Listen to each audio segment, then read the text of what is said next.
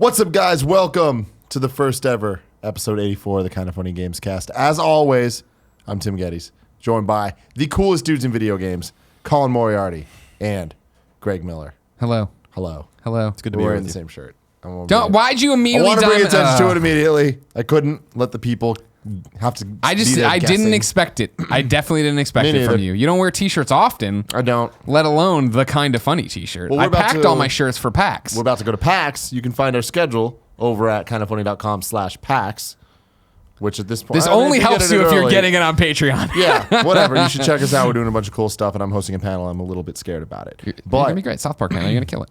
Yeah, so I had to wear this because everything else is currently being laundered. Oh, see, I packed. I not to say I don't like this shirt, but I packed all my my favorite Kind of Funny shirts. Yeah, my San Francisco Bridge one. P.S. I love you. I want to do this. Producer, seducer, team fat. I feel you. So this is like the one that's like, this is an everyday Kind of Funny shirt. This isn't a special occasion Kind of Funny shirt. I can wear this whenever I want to wear it. If everyone else wanted to wear it, where could they get it? They can get it at kindoffunny.com/store. It's true. It's very true. What about you, Colin? What shirt are you wearing? Shirt? I'm wearing a Lewis and Clark shirt. I'm just laughing because Kevin just had like a blunderous switch, and then sat back and actually just shook his head in the negative. No, I'm wearing my usual Polite Provision sweatshirt that I wear every day. I like the sweatshirt, but Eric Castro, make it in black. If you could, he does make it in black. I'm getting it. It's black with gray. I would select the pink, but can I buy this online? No, okay. This is only for people that work there or me. Well, I'm sure I can get one. Probably. You having fun there, Kev? It doesn't look like Kevin, you having a lot of fun? Switching's hard. Ladies and gentlemen, this is the Gamescast. Every week we get together, talk about video games, all the things we love about them. You can get it early on patreon.com/kindoffunnygames, or you can get it late on youtube.com/kindoffunnygames. Either way, we love you a lot, especially Greg, right? I love everybody. You know that. That's my whole shtick. I do. You know what else you love? What's that? The Patreon users that submit topics and stuff. Oh. Just like Min Chung did. Min Chung says, this month's topic is simple. You guys are in charge of the PlayStation Vita 2. What would you do in terms of hardware, software, UI, price, games lineup, etc.? See, I like this one. I like it too because we're timing it. This episode's going to be going live the week before PlayStation meeting. So this is our final kind of chance to talk about this thing that's probably not going to happen. Remember, on September 7th, you can go to twitch.tv/kindoffunnygames and watch our pre and post shows all about the PlayStation meeting. And, of course, watch it while we do the meeting itself. We'll talk over it. Oh, wait, so this goes live for Patreon before Patreon. Patreon the week before for normal users. Monday before. This will be the Monday. 2 days before. I was going to say, so come watch all our content there. Don't worry about it. I'm excited. I forgot. We're coming up. It's coming up soon. What I like about Ming's question here is the fact that it's deeper than what we usually get. Once in a while, Con and I'll talk about PlayStation. I think on the last PS I Love You, we did actually what we'd want out of a Vita 2. But we never go into UI software. We always get hung up on the machine itself. I still think that's where I start right now. Where I start, Tim. And well, actually, you know what? I'm going to start with a little history lesson. Go for it, Craig. Go for it. PlayStation Vita, objectively the best piece of hardware that's ever been released in the video game landscape. False. But the problem with it is that it's a tale of two Sonys. It's still very much the PlayStation 3 Sony, and it's still very much the PlayStation 4 Sony. PlayStation 4 Sony, of course, came out, kicked everybody in the teeth, admitted they had fucked up last generation, and said they were going to fix it this time around, right? Mark Cerny comes out. It's a powerful PC. It'll be easy to port your games. It's not the cell processor. We're here about games. We're here about games. We want to talk to gamers. We want gamers to buy this system. This is a machine for the hardcore gamer. They never say hardcore, but that's what they're striving, right? The people that are starting to feel left behind, whether it be mobile gaming, whether it be whatever the Wii U is trying to do, whether it be, if you remember, what Xbox One was saying they were going to do, that they were going to TV, Xbox, TV, Call of Duty. They came out and said all the right things. PlayStation 3, of course, was them saying all the wrong things for a long, long time and not really understanding the market, getting it on track in the end, but still never really recovering, right? PlayStation Vita is right in the middle there, where I think that if PlayStation Vita hadn't happened the way it happened with PlayStation 3 on the market, and that's Sony, if they would have waited and launched it after PlayStation 4, we would have seen a device, that's the device I'm going to pitch you, which is, here's the handheld for the hardcore gamer, the gamer. It's about games. It's going to be easy to port your stuff. It's as powerful as a PS3. Hopefully it's somewhere closer to a PlayStation 4, but whatever is actually technically relevant, right? It is a boutique item. We aren't expecting to sell a lot. We want this to get into your hands so that you, the person who loves video games, can play high quality video games wherever you are on the road, have that PlayStation experience. You look at this device, I think it looks a lot like the PlayStation Vita is right now, except that it has 2 triggers. Colin and I disagree on this all the time. I say there's no touch of any kind because I think touch does harken back to we're chasing the mobile market. We're chasing the casual gamer. This can be something for anybody. This is a device that we know we're not going to make the biggest margins on. We know we're not going to sell 15 million units on. We're giving you this device that we want you to do, because then it's going to be the one where if it came out now or they made one now, what they should rely on is that, hey, play your PlayStation 4 games anywhere with remote play. And they tried a little bit with PlayStation Vita, but it's always been so weird and pigeonholed in. And all right, cool, like, oh, you got to use the back touch for R2 and L2, and that never works right. Or swipe over here for a grenade and stuff like that. L3, R3. Exactly. Boil the DualShock down into an actual handheld, and that's all it is. And maybe it is chunkier. Maybe we get the form factor to where it looks more like a DualShock with a screen in the middle or something to that effect. But that's what I would want out of a PlayStation Vita 2. I would want them to be the Sony that came out in that February event and say, here is a device that is designed for you, for me, for you, the person who's watching this. We want to give you this handheld, and we want it to speak to you as a gamer and not worry about, all right, cool, and there are going to be iOS ports and this, that, and the other, and da-da-da-da-da. I want it to be a real machine. Mm-hmm. I agree with some of what Greg says, but I don't agree with all of it. I mean, the touchscreen thing is just... That's just a fundamental disagreement that he and I have about. I think, you could say this is this courts mobile gaming. To me, I say that's how we interact with devices. So like the interface of the Vita itself, it may like with the bubbles and stuff. I think it's fine. Like I think you can make something cooler. I'm not intelligent enough in design to know what it would be. But I say that only in the sense of that, like the touch screen, having a tactile screen is not that expensive in 2016, 2017 at all. And even if you're just interfacing with the machine and not with games, I think it's totally worth having it because that's the way we play with those devices. I think it honestly would feel very old if you couldn't touch that screen. I think it would be weird. But that aside, I think one of the major things from a technical standpoint, and we've talked about this in the past, I think, is that to Greg's point of multiple Sonys is that there's not been any synchronicity between Sony devices in a long time, and it's been a huge problem for them. So like PSP predated PS3, and any interactivity between those two devices was really like not USB stuff. Yeah, like much. Not really that important. PS3 came out and kind of caught fire later on. Meanwhile, Vita was really designed to work with PS4, but they couldn't say that yet. And so they had this weird kind of in-between space, like Greg was saying, where it's like, well, PS3 is doing fine. We can't talk about the PS4 yet. The Vita seems like it was made without the PS3 in mind, but really it's made with the next console in mind. We can't talk about it. And that caused a lot of messaging problems. It's the same kind of thing we saw with the fucking light bar on the controller for the PS4, where like, why does this exist? And they're like, well, it's for the camera and all that. I'm like, but who cares? And it's like, oh, it's for VR. That's why you just couldn't say it yet. Mm-hmm. Like it's totally for VR and totally for the interactivity of VR. So they have this synchronicity problem with their devices. And now that PlayStation 4 is doing really well, to have a device that is more powerful than PS3 if components allow it and the price point can be below $300, which I think would have to be.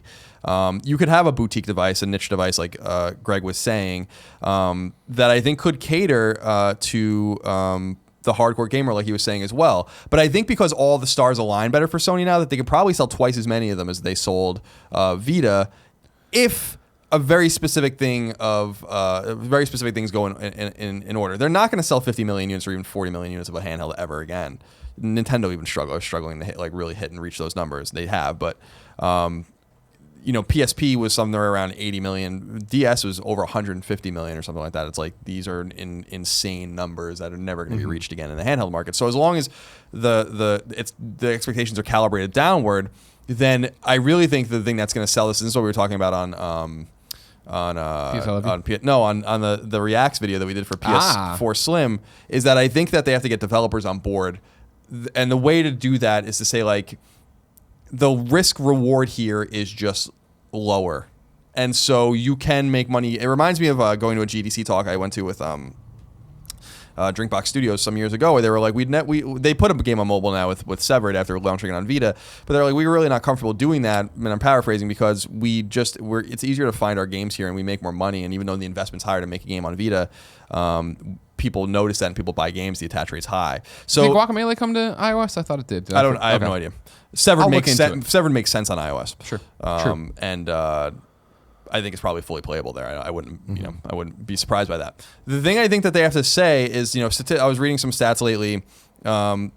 The last year, traditional handheld gaming only accounted for 3% of the market, but this was only done on the back of 40 or 50 or 60 million devices. It's an impressive amount of money made on a small amount of devices when you compare it to the quarter of the industry's gross revenue that is garnered from mobile across nearly 3 billion devices, with an average price point of a game or an app at 50 cents, with most of the stuff being free, and with 58% of the 58% of revenue accounted for with 1% of the audience. Those kinds of statistics scare the shit out of game developers, because they realize that no one's really paying for their games. 58% of revenue from 1% of the audience is not a viable solution for a more traditional space.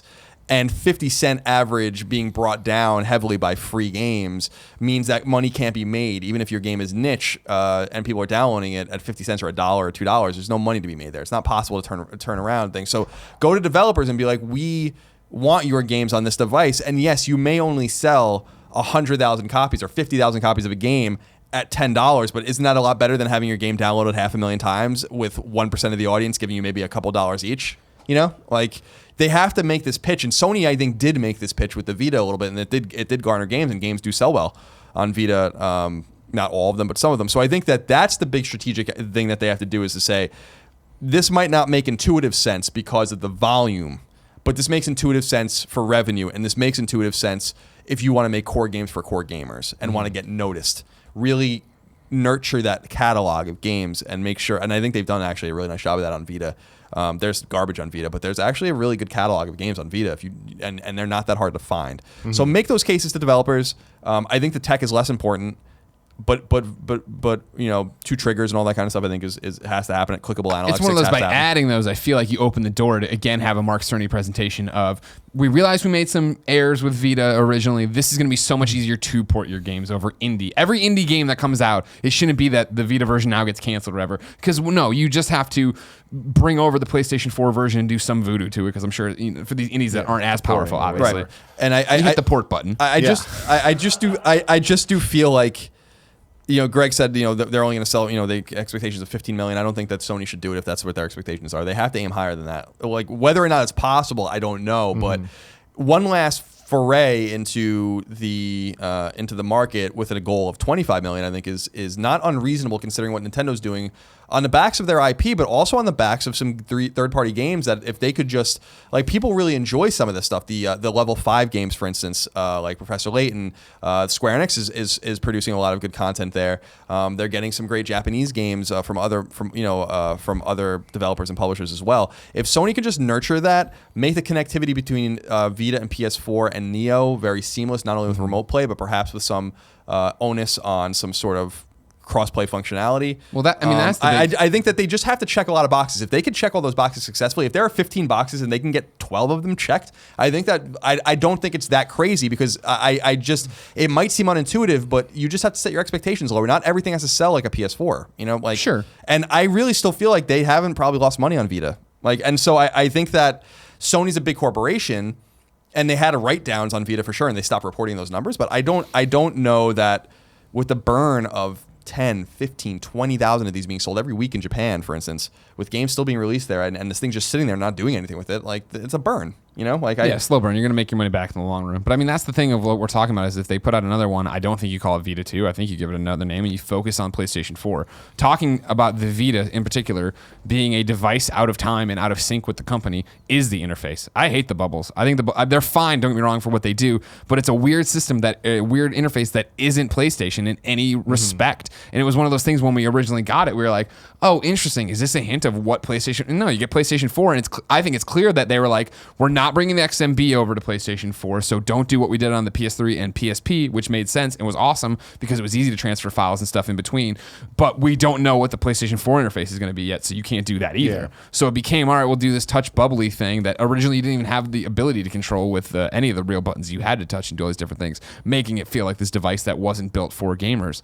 And so that's the whole thing, is you put out whatever you call the next handheld, Vita 2, which is not what you call it, but we'll code name it, and you make it look like live area. It's the exact same idea, exact same stuff happening on it. Same thing where go over, you go one to the left or whatever, and you see what your friends are doing and how that's going. And then the store is always up there, and you're same everything, just to get in there and be like, okay, this is what this device is, and this is how it communicates. And when I plug it into the PlayStation 4, the PlayStation 4 recognizes it, which is out of control, insane. That when you plug the Vita into the PlayStation 4, it just goes, this device is not supported. Yeah, it's like, are you fucking kidding me? That was like, because like, granted, we were moving in all sorts of ways a normal consumer doesn't, but it was so much easier to download games to the PlayStation 3 and plug in your Vita and transfer them over. And the Vita, I like, even with like photos, the way you can screen cap and then plug it into your computer, and your computer's like, okay, cool, you want to drag these into your photo? I'm like, yes, this is perfect, this is great. Why is it such a chore to make this understand what's happening on the PlayStation 4?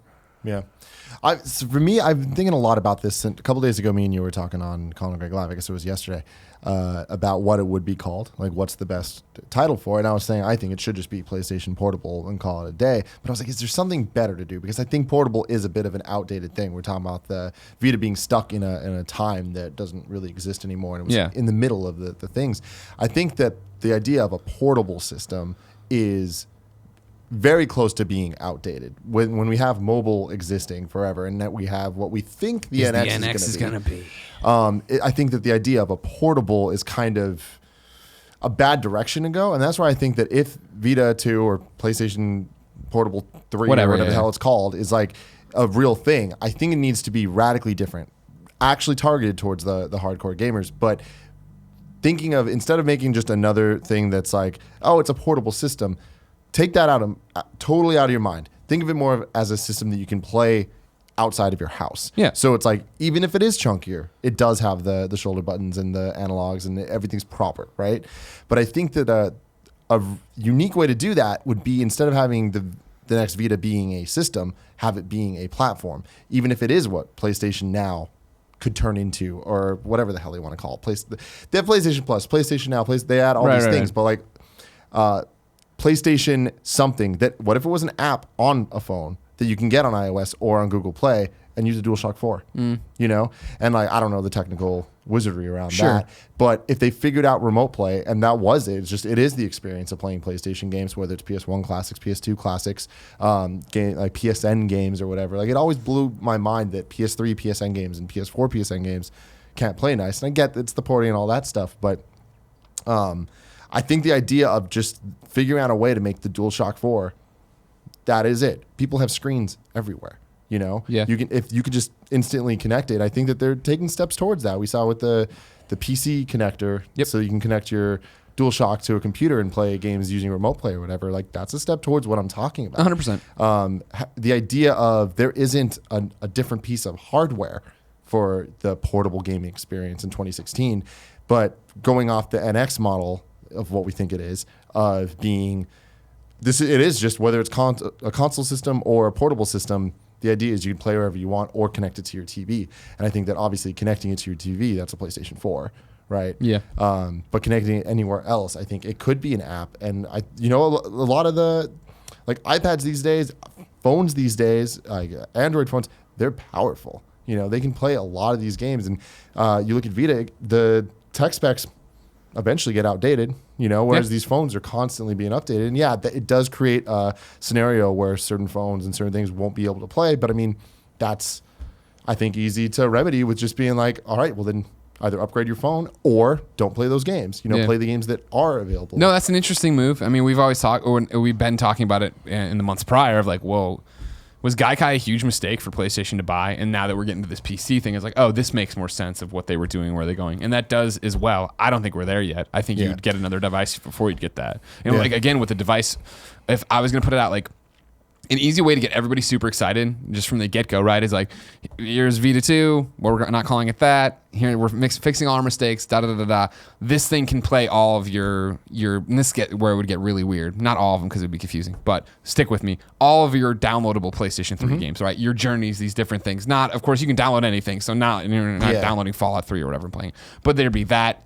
Every PlayStation 2 classic we've re-released with trophies, that's enabled from day one. All the PS1 classics that for some reason we didn't even bring over, they're here. Like, and I think that is, in addition to that, take the DualShock 4, put a screen in the middle of it, let it do all those things, and then you can use it as a PS4 controller if you want to play those PS4 games, or the remote play, right? And the remote play has its limitations, but that's because that's just where we're at. You know, you're not going to be playing PS4 games on the go wherever the hell you want. Seamlessly twitching all over the place, So I think that there's a lot of different options, and I think that, you know, they know this. Like, I'm sure that PlayStation knows what NX is up to. You know what I mean? And I'm sure that they're trying to remedy that in other ways. I would be shocked if they actually come out with another thing that looks like the Vita. Yeah. Just because I personally feel like that's just a really outdated move that it'll do fine. You know, I don't think it'll lose money, but I think it'll just be another thing of just, you know, it'll get them enough revenue for it to be worth it. But at this point, I think that it's not a good call to put out things that are just going to be there. Like, we already have VR that's going to hit that. You know what I mean? Like, focus on stuff instead of just putting out more things. Because then press conferences get more and more convoluted, and then people are like, eventually next year, if there is another Vita announced, they need to focus on PS4 titles, the portable titles, and VR titles. And it's like, where do they do all that stuff? And don't forget, like, trying to explain the Neo. Oh yeah, and all that. So yeah, I mean, it gets complicated. It's muddied and muddled. But I think what Sony needs to realize, and I think what's really important and what's integral, is they should not cede this hill. And I don't mean seed as, you know, CEDE, this hill of handheld gaming to Nintendo. Nintendo is in trouble. They're on the ropes, and and I'm not saying they're on the ropes as a company, but as a manufacturer of hardware, they certainly are. And push them. You know, like, someone needs to challenge them. Like, the idea of what the NX sounds like it's going to be is cool, and I'm interested in it. And so fight with them. That's what they've done with VR. They're really at the tip of the spear of VR. It was a bold move, and I think it's going to pay off for them ultimately. It might take time, and it might come outside of gaming. It might come from some other part of Sony, but being on VR and making sure that they have a proprietary piece of hardware there, I think is very smart. And with NX, you know, doing something which I think is interesting, which is like, you know, a ubiquitous console and handheld experience. Don't let them get away with it. Like, I agree with you that they must know, and I'm sure everyone knows what everyone's doing at the top. And so at least, like, force them to make moves that, you know, force your competitors to make moves that would defend their position. Because if NX is you know, uncontested in this, like, particular space, and I'm not saying that they need to make a hybrid console, because that's not what they're going to make, but the handheld space, if it's uncontested, that's boring. Like, and that's not really good for the gamer. Like, Nintendo is in a corner, and so they have, like I said, they have something to prove. They have to figure things out, and I think the NX is probably going to be pretty cool, but. Or at least I hope. I don't know why I feel that way, because, you know, they haven't released any hardware that's all these rumors that's sound super great. compelling, but the rumors do sound awesome. And so I really want to see, like, what that's all about. And I think Sony kind of challenging them and using some of this war chest that they're slowly accumulating again on the back of PlayStation 4 success. It would be smart to invest in other places, but at the same time, a company as big as Sony that does things other than gaming, unlike Nintendo, really, if they're looking at profit margins that are small, like, it might not be worth it for them to do it. But I've said it over and over again, and I believe it, that they're crazy enough to do it. And I disagree with you. I think that you will get a handheld that, like, is maybe a little chunkier or something like that, but it will be very much a handheld. And if it happens at all, but I don't know. You know, I have a vision in my head of something like a little bigger than Vita. I've always had that vision. I don't know, you know, if that's the case, but. As long as it, you know, but again, it's all these little boxes. Another box that they have to check is, like, marketing, and not marketing to gamers, but making sure that they're not laughed out of the room when they announce it. I think that's a huge thing that they have to figure out too. Like, it's going to be, when NGP was announced, everyone's like, of course you're going to release another one. We've known that for a long time. It was rumors circulating about that for forever. In 2016, 2017, 2018, if you're going to announce a new handheld, like, you have to make sure that there's this Castlevania article. You have to make sure that I've been waiting for you to comment on this for so long. The thing I love about the art on this, though, is that we block so much of it. It just looks like Colin's now it doesn't. But before, when Colin looks straight at the camera, it looks like he's just in front of, like, a jet bridge. Like, he's about to say goodbye and then walk up the stairs onto a little plane and take off. Yeah, that's an iconic Castlevania scene. Anyway, so I would not be surprised. I don't think you'll see it necessarily. That's my question. Real quick, before we go, let's really put our thoughts into a time capsule. Is it getting announced at PlayStation? Is there going to be a handheld announced? Me neither. I don't think so. No. I would love that, but I don't think so. Yeah, I don't either. This is something you announce in Japan. There's too much to announce. You can't come out and be like, cool, here's the PS3 or PS4 Slim. Sorry, it's been leaked. Here's the Neo. Here's more with VR, maybe, I'd assume. But, like, they need... Hey, VR, don't forget, is a month away pretty much. Like, Yeah, we need to talk exactly. about that a bit. Yeah, I think that you announce, someone at NGP, you announce a Vita successor in the safety of the Japanese market. Like, I think that you do that, and that saves you a lot of trouble. I would be shocked if they announced that in the West. Yeah. I mean, it will come out in the West if it's released, but I'd be shocked if they made that, like, you know, a specific sticking point for them. My favorite thing about the PlayStation meetings or whatever is the hype intro video. Oh, boy. Sony does so good. It's so good. I can't wait to see what they do with this because it's about to be the hotness. So I went to Twitter and I asked people what they wanted from the Vita 2. Jason Dass says he has a long list. There was a photo that he did. Because He took a He didn't photo? want to use no 140 characters. Oh. He has 10 things that he wants. SD memory card expandable. Yes, we That's didn't a talk huge- about that yet. None of this Absolutely. proprietary Some memory bullshit. bullshit. Yeah, I agree. 2, built-in storage. He says 32 gigabytes. I think that should be standard these days of at least some built-in storage.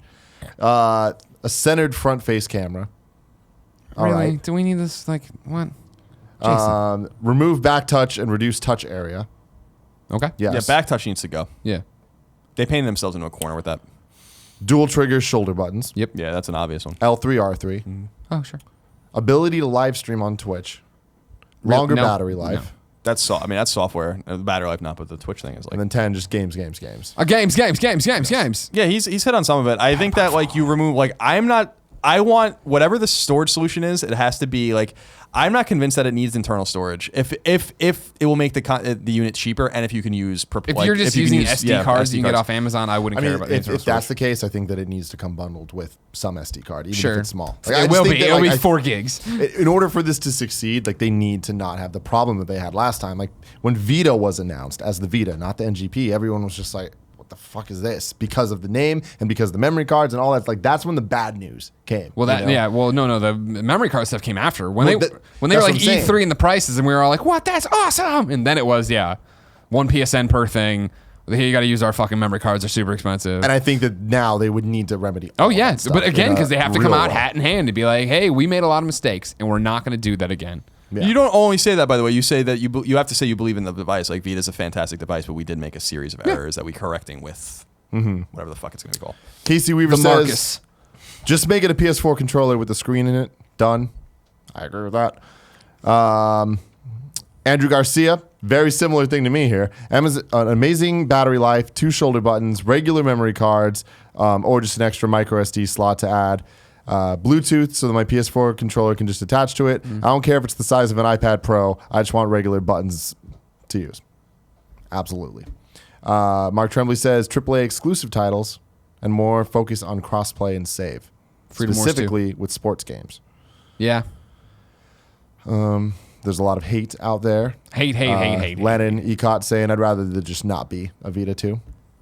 Well, he's wrong and dumb. Our boy Trevor Starkey, current Vita, just plus extra shoulder buttons, minus the back touch, and with a light bar so it can work as a PSVR controller. William Ramos says, just give me back those big, beautiful black PSP buttons. Don't need those hard candy baby Vita buttons. That's what you're always saying, Tim. Is that one of your alt accounts? With you. It is. William Ramos. Ramos. That's where you send your nudes from. Like Jimmy Carlos Danger. Champagne says, more FPS games and more original Square JRPGs in the West. I Am Setsuna would have been great. Danny Rosamond says, support from Sony would be nice. More AAA games to return to a Sony handheld, such as GTA. That's the thing. That's a huge point too. Is they have got to commit with internal resources. They did for a minute. They got scared off Hot very minute. quickly, and I still think, and it makes sense why they were scared off because they're like, well, the timing of this isn't very good. You all need to make PS4 games, and you know, Bend is really the last one that's going to come out with a PS4 game. So they have to commit resources, significant resources, and money to third parties. If they want Madden, for instance, to speak to the Madden on PS4, then that's going to cost them money, not EA. Yeah. So I agree. You know, and they abandoned the Vita, and even with MLB The Show and stuff, like they stopped doing it. It's like, what are you guys doing? But it's a numbers game, and bean counters somewhere have to figure out that these things don't make sense. Dan Wilkinson says, simplicity. Don't put the pressure on it being a home console-like experience. Let it be a sibling rather than an extension. Shane Firth says, HDMI out so I can play my Vita games on a big screen when I'm not outside. I think that's a no-brainer at this point. And the frustrating thing always was that the Vita dev kits have HDMI out. So, like, why that wasn't even a thing to begin with is a little weird. The mystery report of the original Vita. Matthew E. Remus says something interesting. I don't care for this, but allow download of iOS and Android games to help sell units. Okay. That just doesn't work that way. No, it doesn't. But Yeah, I and if understand. people have their phones, they have their phones. Like Yeah, maybe you can get on this the Sony Xperia Play store, whatever the hell's going on over there. Then to end this topic out, there was a back and forth that I need to call people out on. Okay, good. Because it was awesome. Joe Lapp says, I don't want a Vita 2. I want a PSP 2. No back touch, internal memory, better OS.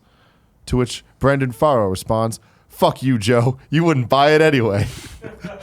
To which Joe responds, I'd buy it day one like it did my Vita. Not my fault it didn't have games that I cared to play. Brendan responds, yeah, it is. Nailed him. All right, guys. Topic 2 of the day, brought to you by Patreon. Once again, my boy Kenny Char. Kenny Char says, what are games you enjoy in genres that you typically don't? I've never particularly been an FPS fan, but Wolfenstein: The New Order was probably my second favorite game of 2014 after Shovel Knight. I was wondering if you guys had any similar experiences. The one that always stands out for me is Kingdoms of Amalur Reckoning, right? Like, that is a game that on paper I don't think I should enjoy. It's in this mythical world with these characters that are all made up and bullshit that I shouldn't care anything about. But the gameplay was so good that I just totally fell down the rabbit hole with that one of like playing it nonstop. And I guess it's kind of an out because it's a Western role playing game, but like again, it's the setting that gets me off. Yeah. But like I did enjoy The Witcher for whatever. I don't remember. I look at Colin like he's got the best memory for our relationship. Colin has the best memory of whatever it was, like 50 hours or 35. I forgot what I clocked it at back in the day.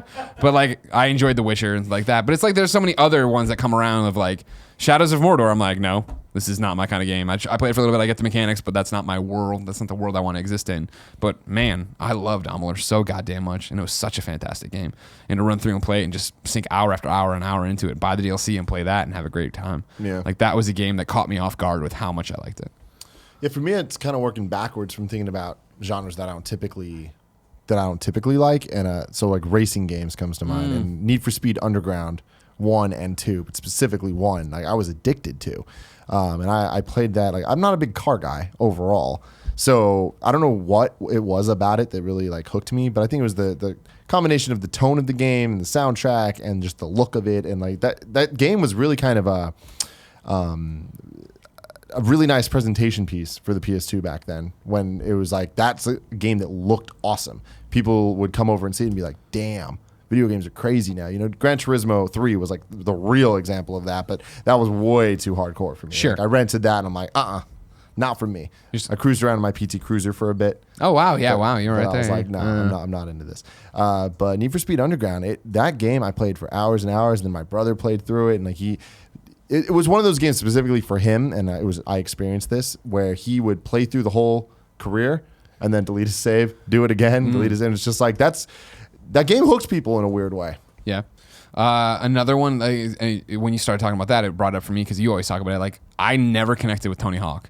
Like, when it was just Tony Hawk, never did. But then I went to a friend's house who bought Thug on day one, and I was watching that, and I was like, damn, this looks fucking awesome. And I went out and bought Thug and put so many hours into that, running around being stupid. So what was it about Thug that felt won like out over Tony Hawk? That felt to me, and this is at a passing glance growing up of what the Tony Hawk and the Pro Skater game was like this one felt like it had a world and a story to an extent, or there was like more there was a personality to it, whereas before it was like, let's get combos, let's get scores, and that never spoke to me. But opening it up and putting it into a world and like being the precursor to what Skate would become, it's like, okay, cool, this I like, because like Skate I always liked it because I started as a shitty ass skater, and I'm like, I'm bad at these games. So that was the same idea, right? Of then skating around, getting missions, doing these different things. Yeah, I mean, I love Thug, but it's just that's funny because to me the THPS games are way superior because of their simplicity.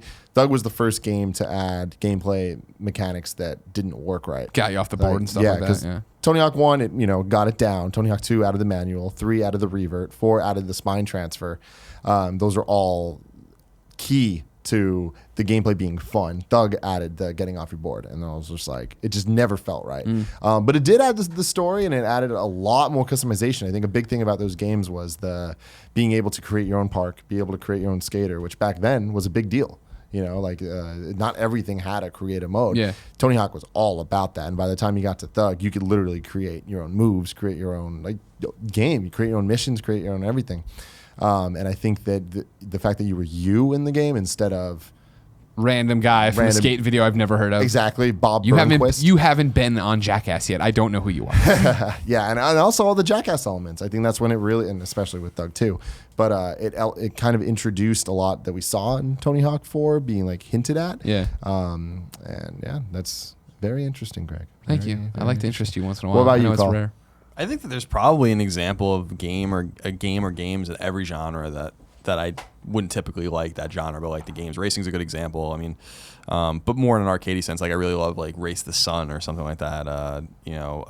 Back in the day, Hot Pursuit 2 was like, I played the shit out of that game. I loved that game. I loved the soundtrack in that Got game. that fever for the flavor? Yeah, Hot Action Cop. I went and bought Hot Action Cop's record. I was one of 5 people that bought that record. I do too, with the cover with the girl's butt on it. Big fan. Doom Boom, the opening track. I love that fucking song.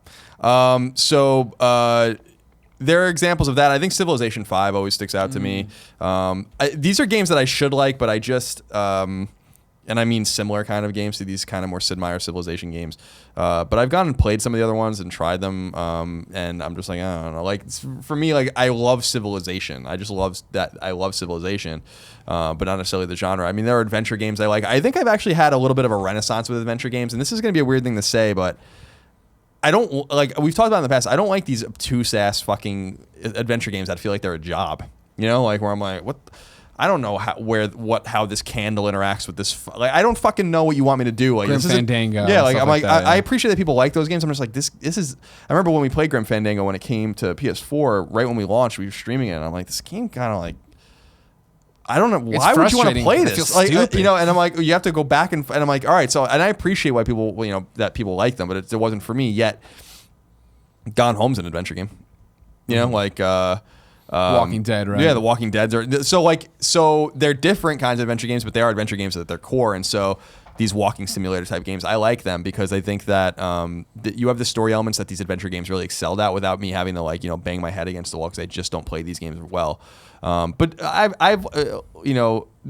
encountered adventure games in the past that were fine too. I think the same thing with puzzle games. Like I don't typically gravitate towards those, but like I really love Dr. Mario, for instance. Like, and I'm fucking nasty at it, by the way.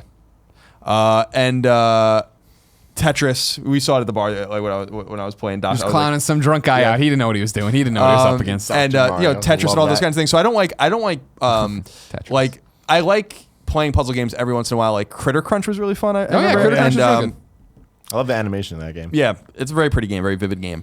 But I don't typically, gravitate towards those kinds of games. But every once in a while, something like that, comes out that I'm like, okay, I'll play a puzzle game. I would, and right now I'm playing Inside, and that's not a game. That's an adventure game, and that's not really a puzzle.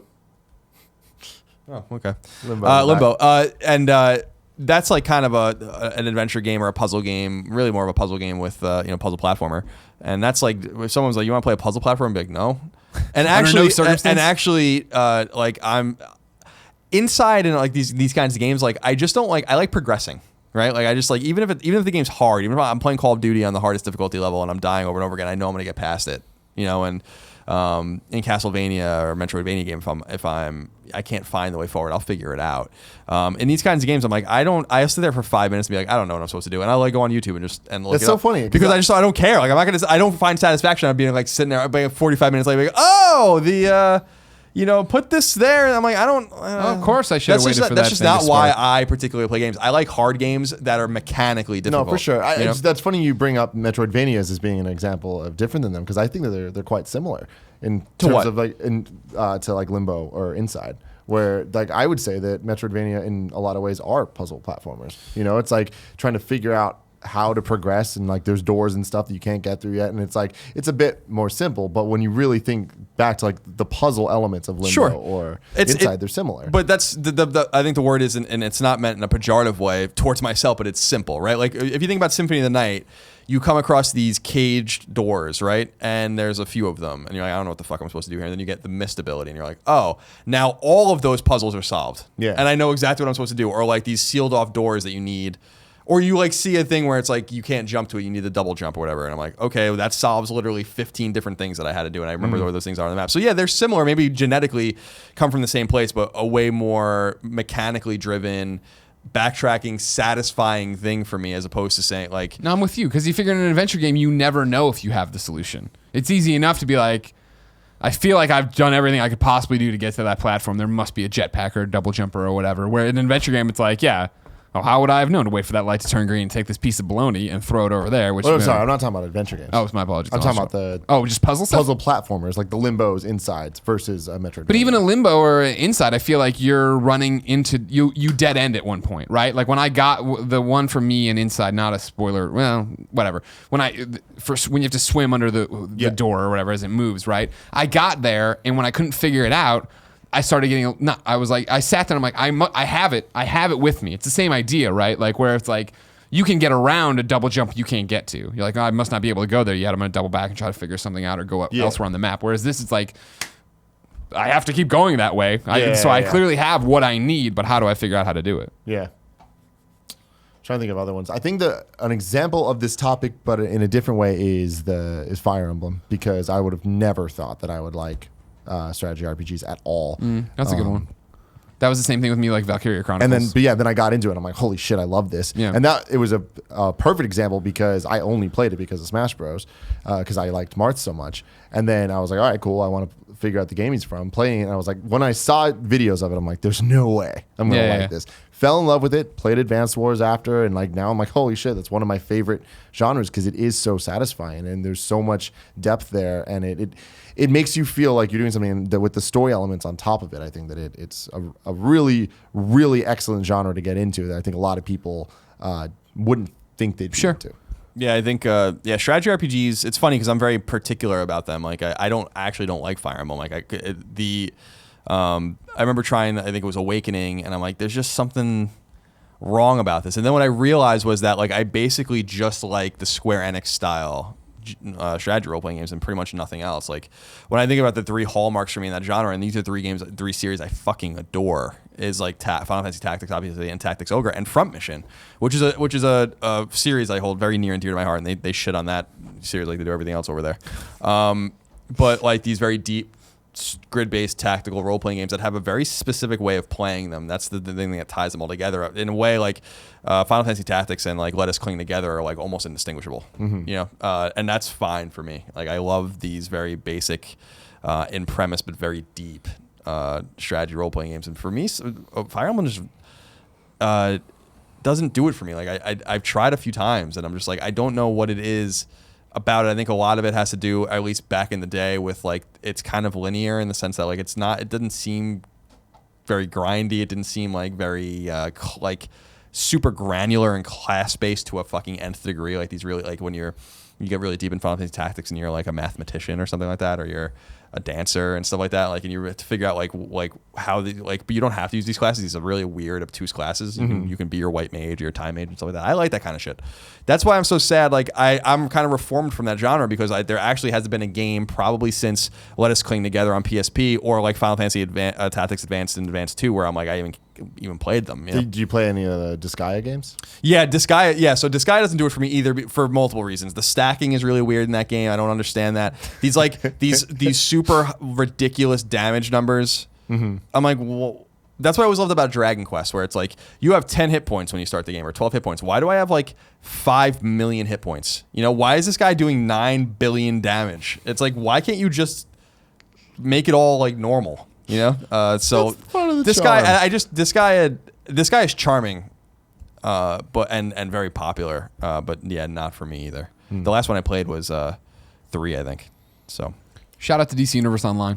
Not even the joking sense. I throw it out as a joke all the time, but like I'd never given a shit about an MMO before, but there I was, like, now what, 700 hours in my life to that game, like. Granted, it was subject material that I obviously have a hard on for, but it's just a game genre that for sure never spoke to me before. Yeah. Yeah, I think that's it. I can't really think of too many others. So there you go, Kenny Char.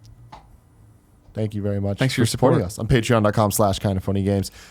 Colin, topic 3 of the day is something that you brought up to me yesterday. The PSN and the quality of games on it. What do you have to say about that?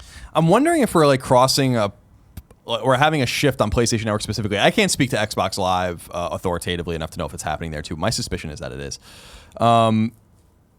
Where I'm feeling like there's no quality control of any objective measure on these consoles.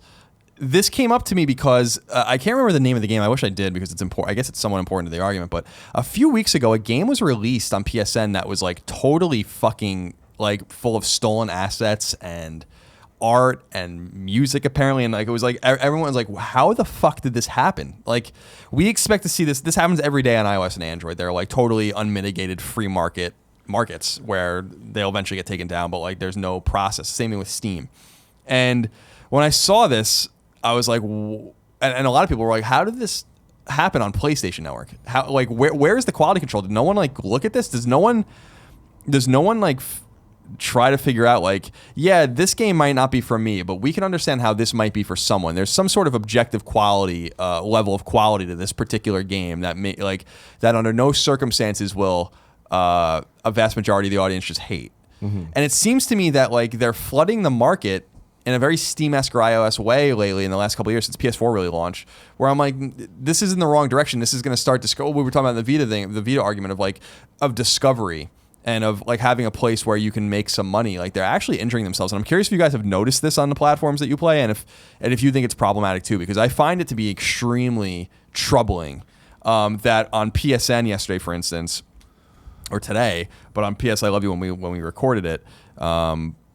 That or 2 days ago when we recorded it, that we read something like 14 new games or something. I thought it was more than that. I was like, I'm like, how is that possible? There should maybe be this many games a month, maybe on your platform.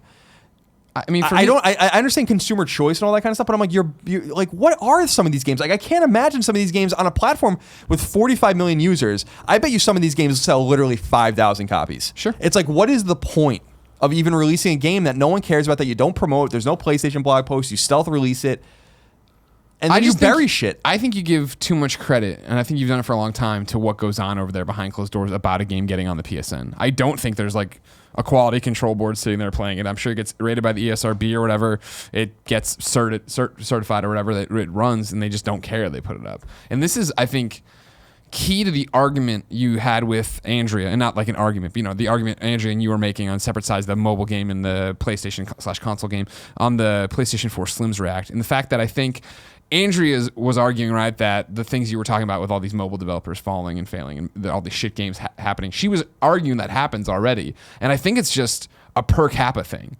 You know what I mean? Where I think, honestly, there's so many more. It's so easy to make an iOS or a mobile game. $99 gets you the program you need to make a game and put it out. A good example of this is that, you know, I was like, did Guacamelee come to iOS?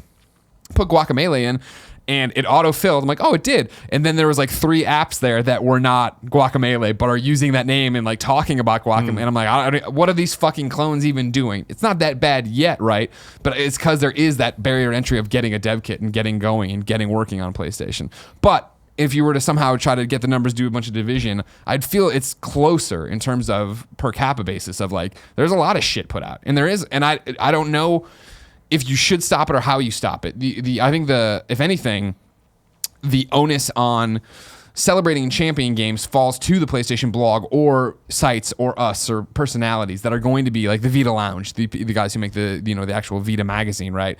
The fact that they're going to sit there and celebrate and champion and talk to developers who are making quality products and do it. And so if you're a Vita fan, you're going to read that magazine. Because, you know, to the Vita argument, I forget what it was. It might have been Dual Shockers, but in the last 2 or 3 months, there was an article up about like, hey, is anyone aware of how fucking broken it is to find a PlayStation Vita game? Where they're like, games aren't not mentioned on the blog post, but if you go to the store, they're in new releases. But if you go to the web portal, they're not, and that might be vice versa. But it's one of those things where you can't physically find things as a person, like typing and knowing exactly what you're looking for. You can't always find the game you want, and that is the fact that it's inundated. There's so much shit coming out, and it is one giant bucket of DLC add-on game. This thing, and that's always been my issue. So you talking about like, is there too much crap on PSN? I think that it's even less of a problem of crap games and more of just crap content, and the fact that the crap content is with all of the. Are you about to insult The dynamic theme of corn, exactly. the corn on the cob rotating. But that's the problem is it's just like every single time I've ever been on PSN, whether it's PS3, PS4, Vita, whatever, it's finding stuff has always been an issue because even if I'm looking exactly search term Final Fantasy X, like why am I getting so many dynamic themes and avatars and like DLC packs and stuff and like things that are just like kind of relevant, and it's just when you're searching through games, it's like they make it too challenging to just look at games. Yeah. You know, I know that all you need to do is go to the little ticker and click it, but it's like that option should be the default. Like finding the themes and packs, you should struggle to find those. You things. figure, I mean, like the best worst example of this is like, oh man, it's the first of the month. There's new PlayStation Plus games, and you would go into the store, go to PlayStation Plus, click PlayStation Plus, and it's like, do you want to buy 1 month, 6 months? I'm like, I want the fucking games. Where do I go to find these fucking things on the store? And that's the thing is, I think that the PSN does a good job to an extent of telling you what they want to tell you. Like when you log into the store, like the first opening page, it gives you a lot of information and that I think is actually really helpful. Like it lets you know what sales are going on. It lets you know what PS Plus games are there and all that stuff, what's new and what like retail game, like, you know, bigger games are the hotness right now. Pre-order now. Yeah. And I think it's like, all right, cool. But then you're right. Then you click into it and it's just like every single time I'm trying to get a PlayStation Plus game, it never makes sense to me. And I'm like, and then it turns into me searching for exactly what I want. And if you're on the PlayStation 4, it's F, and then you got to go A, and then you got to go, all right, down to N, and then you got to go, man. And there's just so many options there, and that's where I think the crap argument really gets in the way. Yeah, there's clutter. I think it's better on PS. I mean, it's not better by volume on PS4, but better in terms of searchability on PS4 than it was on PS3. Is a mess, and Vita's a mess. Vita's the worst. Like, you go to your download list, everything's just everywhere. And then the like, dates are all wrong. I'm like, they definitely didn't download all 100 of these in one day. Yeah, like I don't know what they're thinking with a lot of that kind of stuff. But I feel like there's a solution to this particular problem that at least I'm raising in amongst these litany of other legitimate issues, which is I really do feel like these companies need to hire a board of people that literally play these games and they're submitted for certification, and certification shouldn't begin and start as, does the game work, and is the trademark logo proper, and did you replace the A button with the X button or whatever, whatever. Although that didn't happen in Tales of Borderlands, which is fucking hilarious. And rather like, and my mind is like, have 12 people with that you hire. You have to like really go out and find these people. This is my like kind of harebrained solution, but this is the Nintendo seal of quality. Exactly.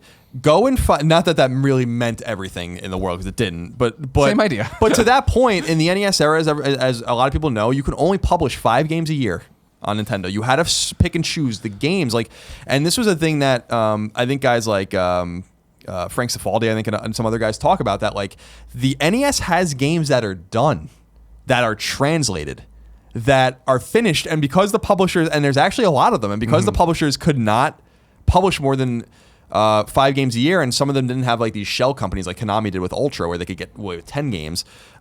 They just sat on a shelf. Final Fantasy II, for instance, the real Final Fantasy II on the NES is done, translated, finished. It was even at CES, and they never released it. Like they just never fucking released the game. You find these things over and over again.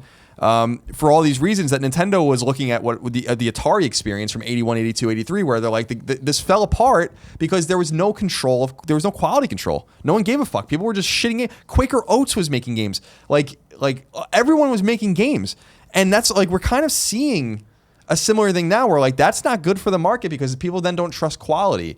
And what I've noticed is the segue of, with the fall of THQ and all these kinds of things where we had kind of like A games, I think you still have your A publisher and something like Deep Silver. But if you really think about it, there's not that many retail games that are like just bad. Oh, no. Anymore. There used to be like bad retail games that were coming out. Now the Explorer goes to Mars. Now there's like, you really have to think about it to even think about something that's like lower than a Metacritic of 5 or 6 that comes out of retail at $60, because there seems to be some thought going in there, because everyone's now going and being like, well, we don't have to spend money on retail and everything's digital anyway, so we can go to PSN and release games at a cheaper price point that are shittier. And so my solution is to say, like, hire 12 people, like literally a dozen, that know games, that have varied expertise in games, and during the certification process at the technical level, have these people just sit down and watch, or sit down and look at the game and exchange notes on these games. They don't even have to play them for that long.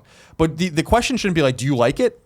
Because like if someone was like, "Do you like this racing game?" I'd be like, "No, I don't like this racing." But you can game. recognize the quality. Yeah, of exactly. But be like, "I'm a gaming expert." And yeah, like this passes the smell test. Like someone's gonna like this. This has this level of quality. And I bet you if and my thing is like 9 out of 12 would have to vote yes. That's it.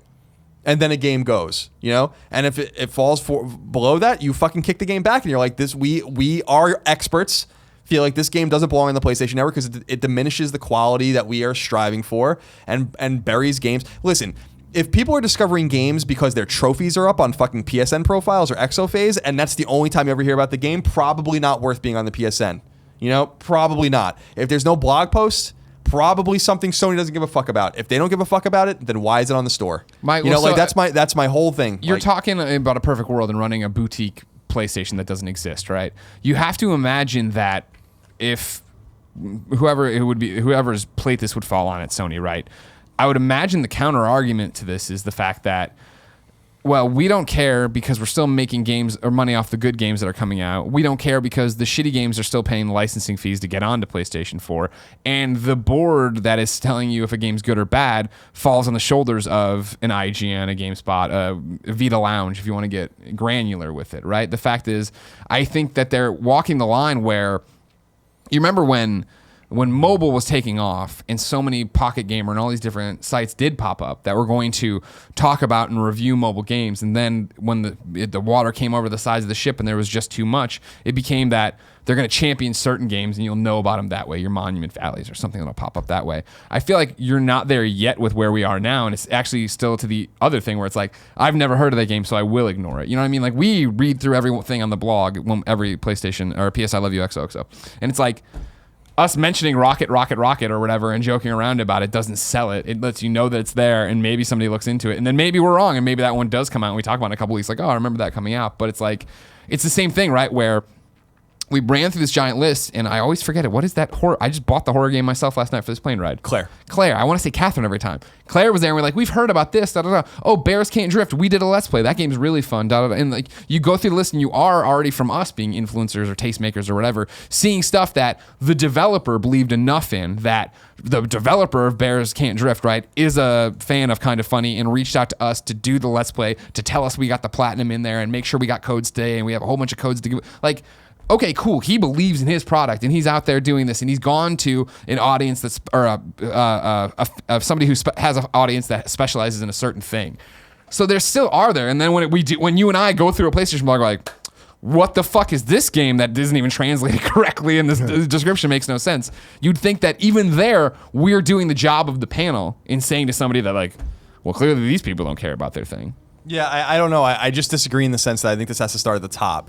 There's just a lot of evidence, historical evidence, that this hurts markets, right? Like, and this doesn't only hurt gaming markets. This hurts all markets. If there's an influx of shit and there can be no trust in quality, then like, what is an example of that not hurting a market? Like what, like, and what is that like?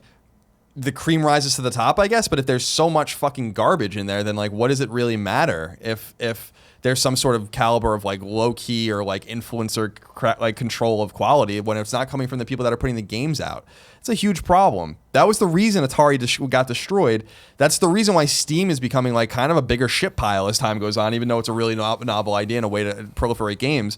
And that's the reason why iOS and Android have significant top to bottom issues, you know, because to your point, it relies not on anything other than like, they have those people at Apple, you know, like that aren't controlling the quality of the games that come out, but actually have curators that are like, well, this game's good.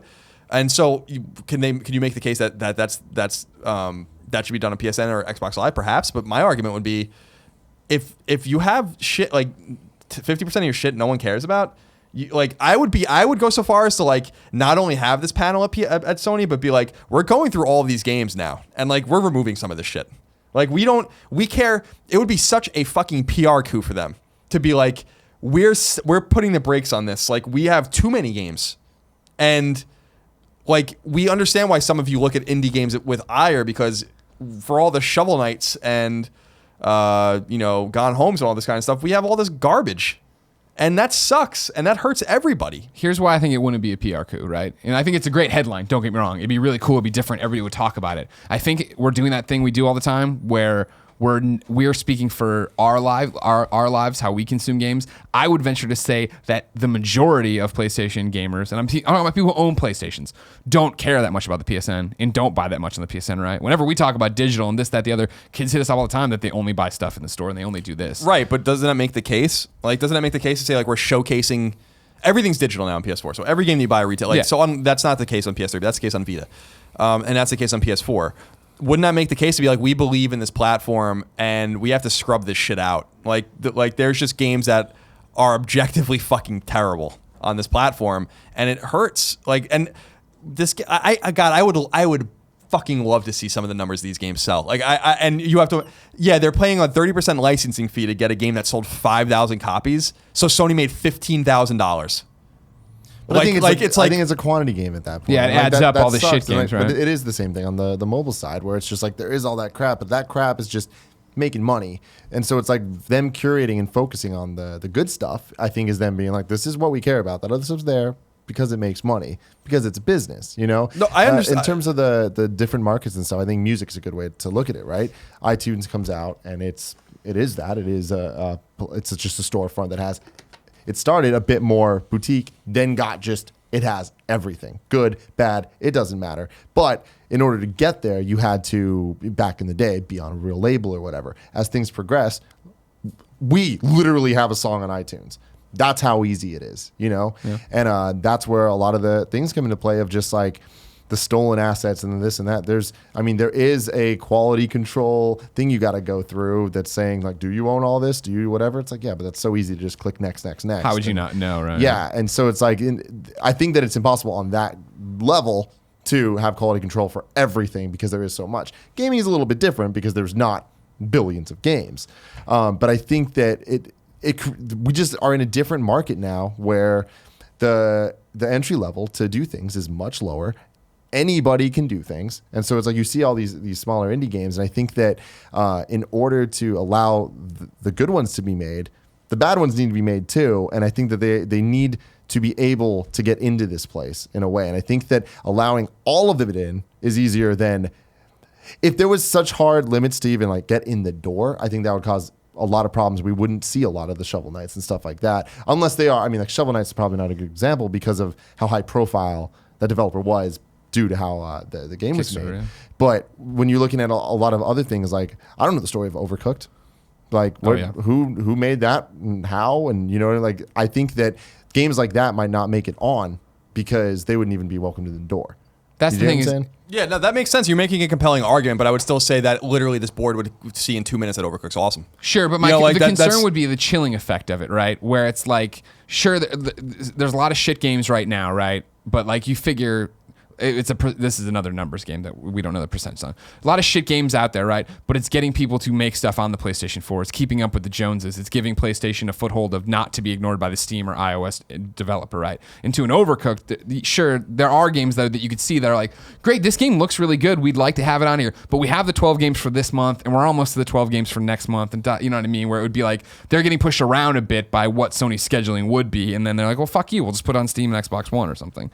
Granted, I'm with you that like a boutique system would be cool. Somebody stand up and be like, we only want the best would be cool. But I feel like that's like almost an Elon Musk kind of move of like, we're going to be different and we're going to be smaller and this is what it's going to be. Whereas like it's run away with PlayStation, Xbox. Yeah. I mean, you guys make interesting and compelling arguments. I think the fundamental core is what Tim was saying was, would in 10 years more money be made if people like for instance, $15,000, right? Like gross revenue turns into after your taxes, you know, at a corporation, $8,000 or whatever.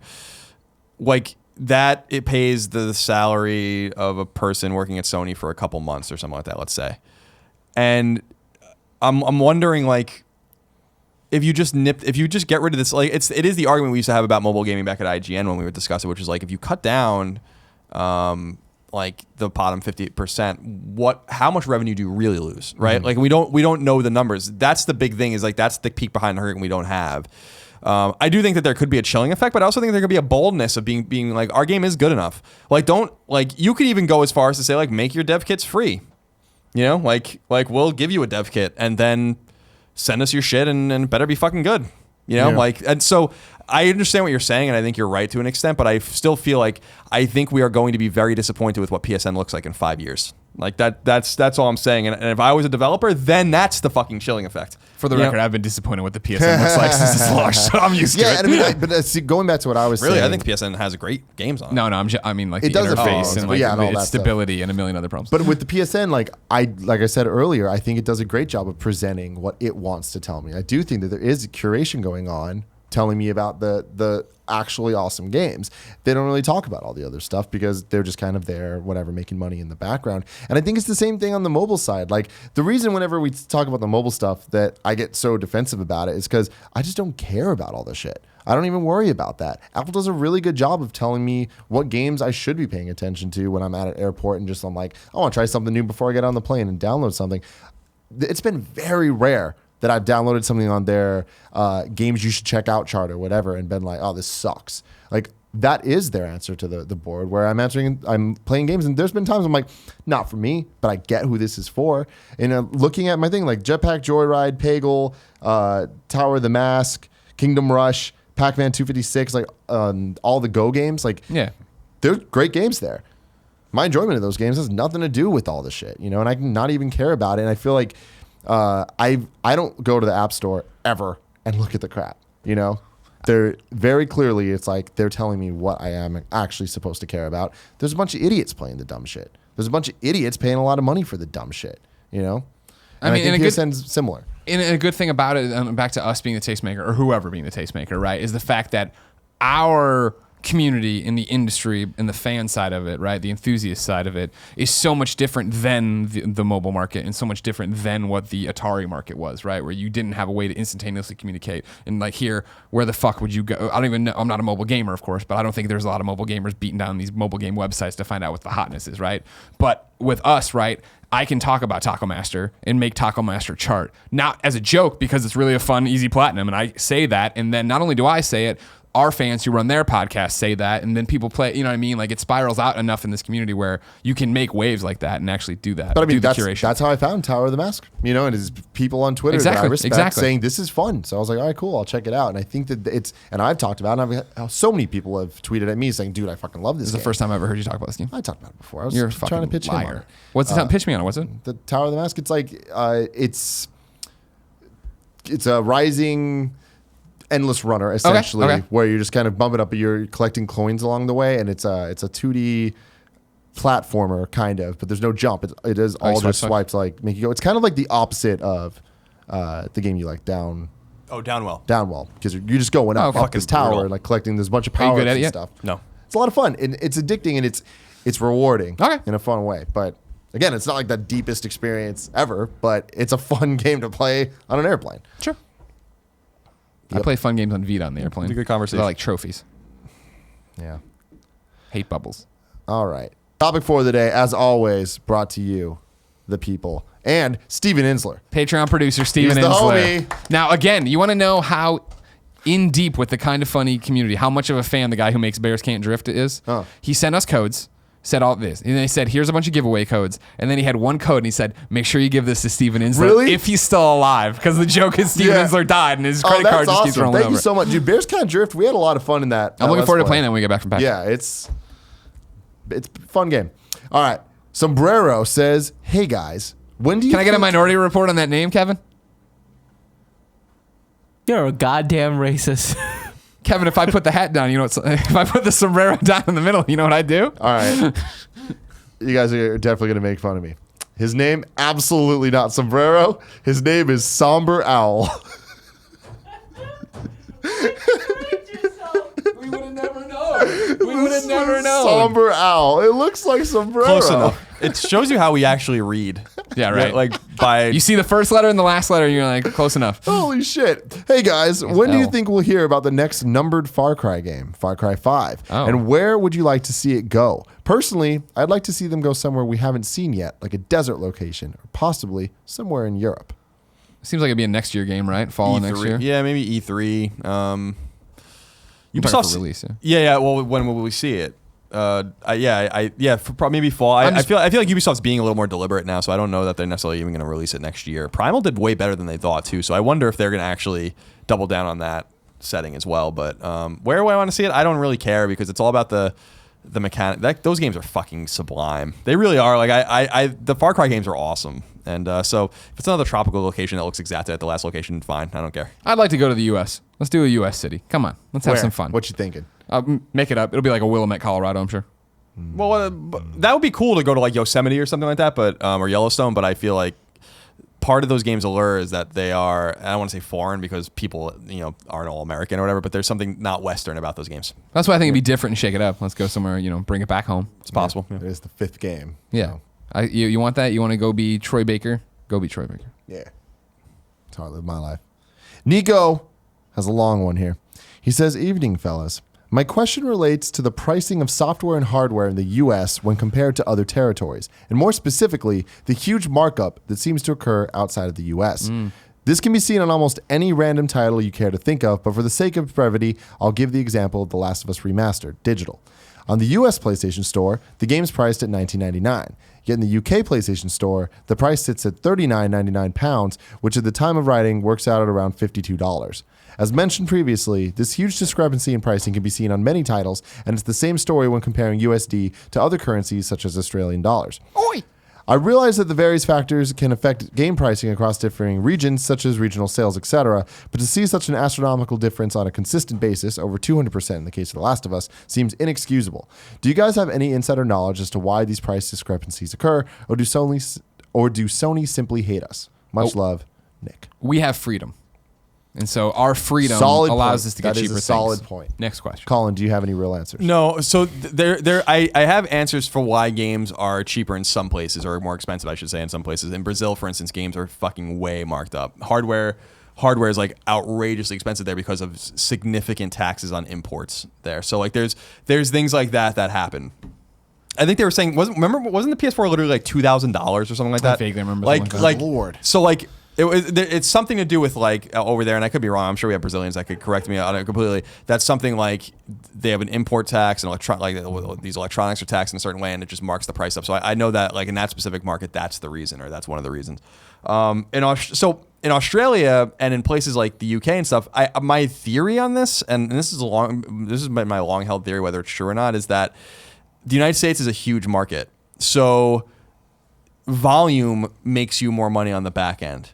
And when you're in Australia, where you have a fraction of the people playing games there, you have to sell them for more money. Like I really do think that it might be as simple as that in some places. Mm-hmm. There could be some taxation issues. There could be some funding of different boards that rate the games that you have to pay, and all those kinds of things. But I bet you that in a lot of these smaller countries, and I'm not necessarily, UK is not really a small country, but Australia, for instance, doesn't have a huge population. I bet you something has to do with the fact that in the United States, it's like why they released the PS4 here first. They sold 1 million units in 24 hours. That wouldn't have happened anywhere else. So when you're selling at volume, you can afford to sell a game for $60 USD that might cost $80 USD somewhere else because the money needs to be recouped somehow. And if you don't have a volume of gamers buying them that you do in a bigger market, then that might be the way you make it up. But I think that there are a lot of Byzantine kind of taxation issues and importation issues in a lot of these countries as well. So. Jan Hell Yeah says, "Hey, Colin, Greg, and Tim, congrats on the studio and all the success. I want to know if any of you have an idea about your total kill count in all the video games you've ever played. Jesus God. This includes players, AI, neutral animals, robots, basically everything you can kill in a video game." No, that's impossible. It's got to be millions. Yeah. Millions. For sure. We've played games our entire life. You kill something every game. Yeah, it's horrible. Did your parents ever have an issue with like the vernacular used and all that? My mom, total hippie. Like she would hate it when me and my brother or even Kevin would be like, "Oh, we died." Like playing Mario, like, "Oh, I died." She just was not happy with having that at all. No, I remember when I was playing Doom 2 on the computer. You remember there's rabbits in Doom? This is like one of those things. The guy like rabbits or some shit. I forget what the hell it was. But I remember we were outside and I had been playing it all weekend or something, and we were gardening or some shit like that. I don't remember. And I made some comment about like cutting a tree in half in our yard to see the rings or whatever. And my mom flipped out and was like, "Oh, next you want to cut the heads off those rabbits and see the rings?" And I'm like, "What are you talking about? Like, what are you fucking talking about?" She's like, "Don't say fucking." And I was like, I put down. So the last part didn't happen. But like, I remember it was like this escalation of something that she had been worried about this game, and suddenly me wanting to cut this tree in half because that's what you learned in school was somehow related to Doom being that. What? What do you got for me? What do you got, Big Kev Dog? First of all, I was really scared that you were going to end up killing a rabbit. No. And second of all, they teach you how to cut trees down in school? No, but you know how that was? You go on it, you're on, I don't know, we're on a field trip or outdoor ed or some shit, or just in class. You're talking about like find a stump and you see the rings, and that's how old that dumb tree is. But I love that you looked at that tree and you're like, Let's cut this tree down and see how old this is. I want to see the inside of that. I want to see the inside of that tree right now. I've always been fascinated by the vernacular generally that we use in games that we take for granted, and I'm learning that, with different people in my life as I've gone on.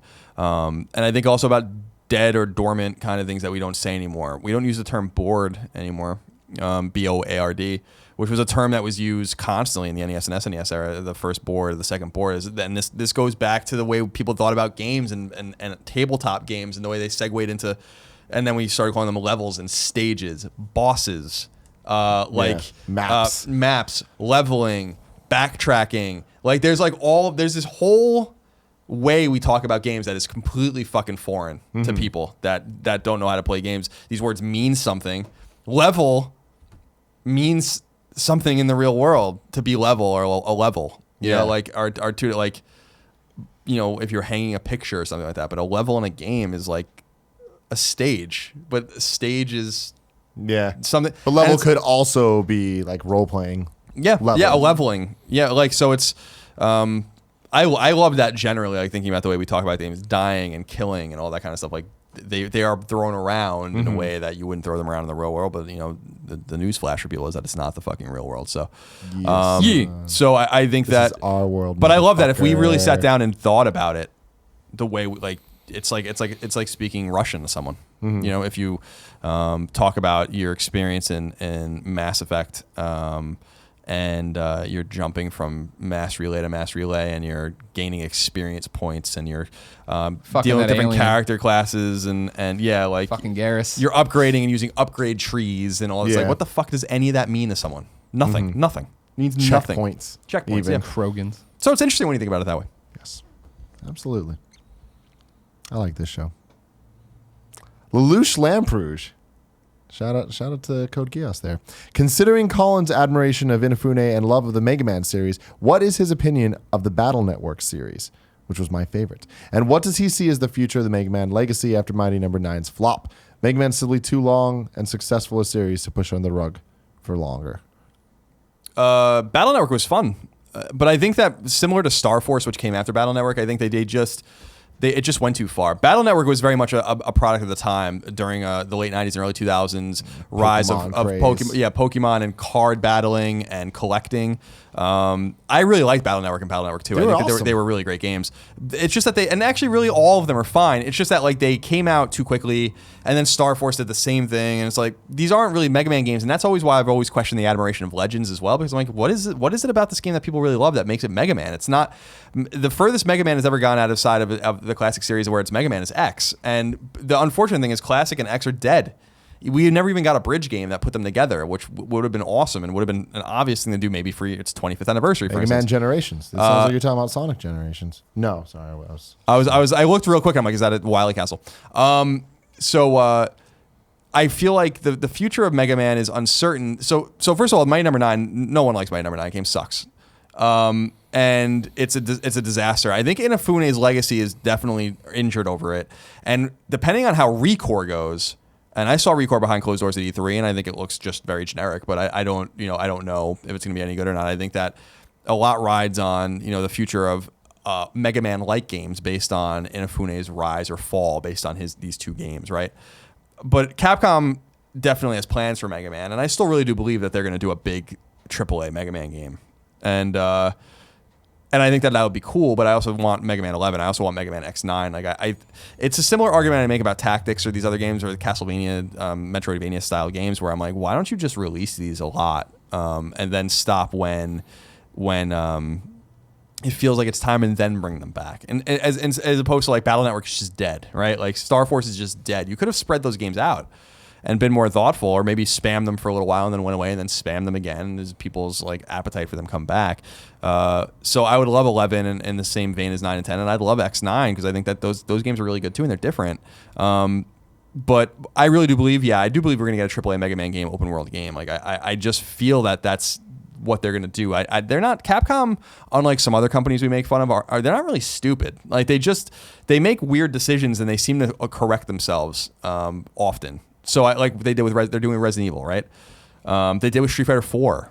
Like they every once in a while, like you see this weird thing out of them where they're like, no, we understand. And I think I think they know what they have to do with Mega Man. And I've said it before and I've said it again. Like I would kill to fucking write that game. Like I have this vision for that game. That would be awesome. I want it to be dark and violent. Like that's one of the big things is like the robots are killing humans. Like Mega Man is murdering these fucking robots. I've said it before, but like it takes place in a city, and the Mega Man 2 robots are the ones you fight first, not the Mega Man 1 ones. And so you find Woodman in like the park in the middle of the city. You find Flashman at the TV studio or whatever, like a news studio. You find like all these kinds of different. You find Heatman at a factory or something like that. And there's like these really violent fights and these like really like visceral and hectic fights going on.